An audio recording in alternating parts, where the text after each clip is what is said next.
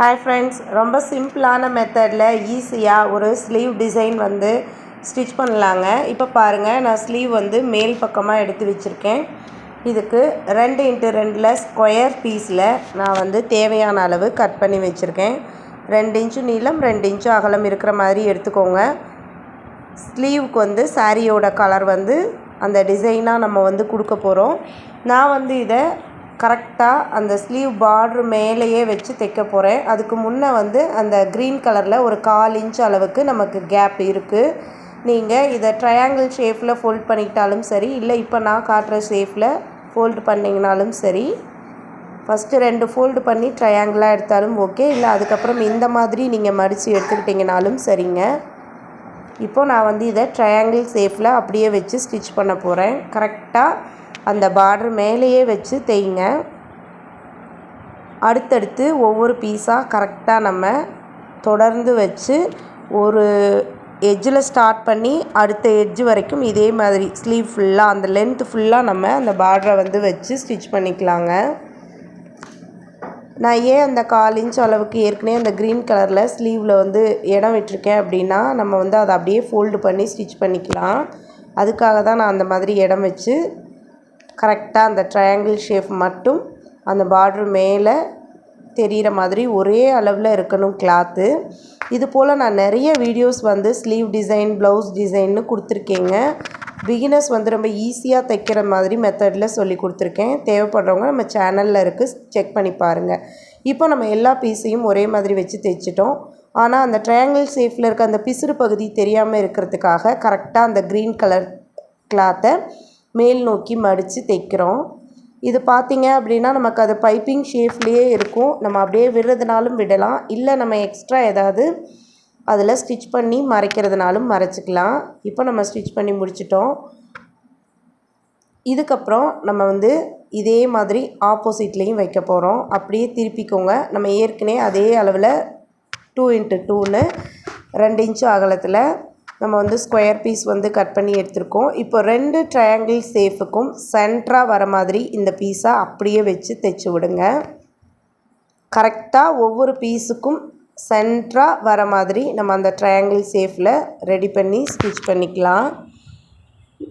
Friends, நம்ம சேனலில் blouse cutting எப்படி ஈஸியான மெத்தடில் கட் பண்ணுறது, normal blouse, lining blouse, cross cutting ப்ளவுஸ்னு நான் எல்லாமே ஈஸியான மெத்தடில் சொல்லி கொடுத்துருக்கேன்.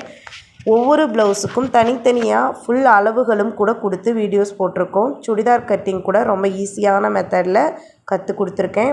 தேவைப்படுறவங்க செக் பண்ணி பாருங்கள். உங்களுக்கு டெய்லரிங் சம்மந்தமாக ஏதாவது டவுட் இருந்ததுன்னா மறக்காமல் நீங்கள் கமெண்ட்டில் சொல்லுங்கள். நான் உங்களுக்கான வீடியோஸ் வந்து அப்லோட் பண்ணுறேன்.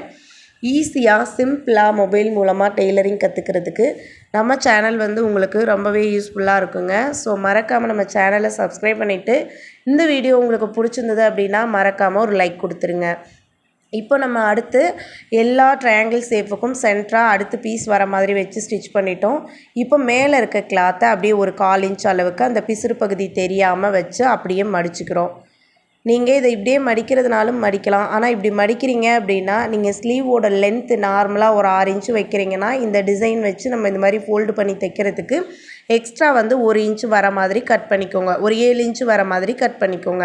அப்போ தான் நம்ம இப்படி ஃபோல்டிங் பண்ணும்போது நம்மளோட ஸ்லீவோட கரெக்டான அளவு நமக்கு தைச்சு முடிச்சதுக்கப்புறம் கிடைக்கும். ஸோ ஒரு 1 இன்ச்சு 1.25 இன்ச்சு எக்ஸ்ட்ரா விட்டு கட் பண்ணிக்கோங்க. இப்போ நம்ம அந்த தைச்ச தையல் வந்து டிஃப்ரெண்ட்டாக இருக்குது, இல்லை சிம்பிளாக இருக்குது அப்படின்ற மாதிரி இருந்தால் இது போல் லேஸ் வச்சு அது மேலே தைச்சி விட்டுருங்க. மேலேயும் சரி கீழேயும் சரி, நம்ம 2 இடத்துல ஃபோல்டு பண்ணியிருக்கோம்ல, அதில் வந்து கோல்டு கலர் பார்டர் வந்தால் கோல்டு கலர் பார்டர், காப்பர் கலரில் பார்டர் வந்துச்சுன்னா காப்பர் கலரில் அந்த லேஸ் வச்சு ஸ்டிச் பண்ணி விடுங்க.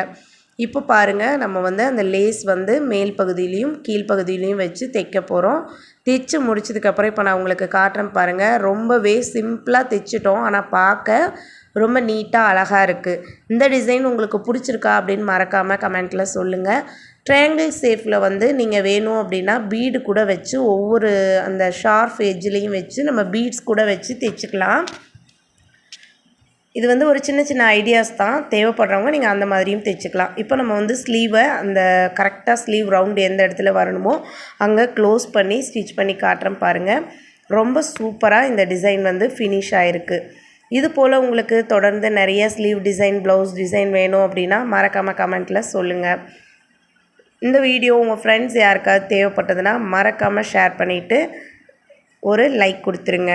உங்களோட டெய்லரிங் டவுட்ஸ் எதுனாலும் இருந்தாலும் மறக்காமல் மெசேஜில் சொல்லுங்கள். நான் உங்களுக்கான வீடியோஸ் அப்லோட் பண்ணுறேன். தொடர்ந்து நம்ம சேனலில் வர வீடியோஸை பார்க்குற எல்லா ஃப்ரெண்ட்ஸுக்கும் ரொம்ப ரொம்ப நன்றிங்க. மறக்காமல் நம்ம சேனலை சப்ஸ்கிரைப் பண்ணிவிட்டு ஆளுங்கிற அந்த பட்டனை கிளிக் பண்ணிவிடுங்க. நன்றி.